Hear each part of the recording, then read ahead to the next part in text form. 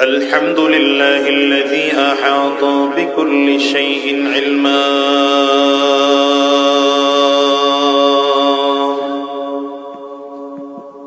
وقضى بما يريد حكمة وحكما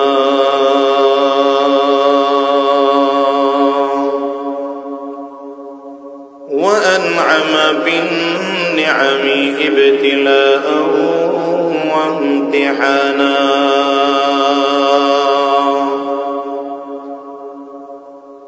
ونشهد أن لا إله إلا الله وحده لا شريك له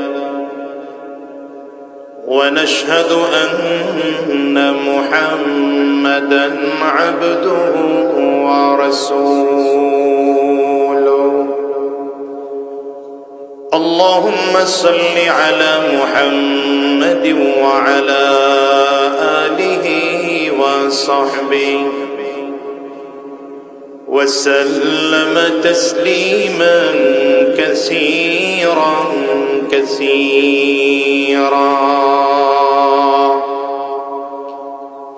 أما بعد فأعوذ بالله من الشيطان الرجيم بسم الله الرحمن الرحيم والذين جاهدوا فينا لنهدينهم سبلنا وإن الله لمع المحسنين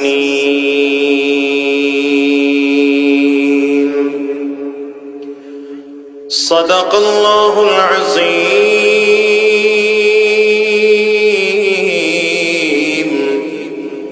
وصدق رسوله النبي الكريم ونحن على ذلك من الشاهدين والشاكرين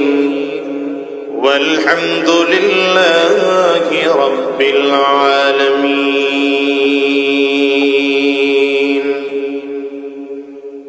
سبحانك لا علم لنا إلا ما علمتنا إنك أنت العليم الحكيم رب اشرح لي صدري ويسر لي أمري واحلل عقدة من لساني يفقه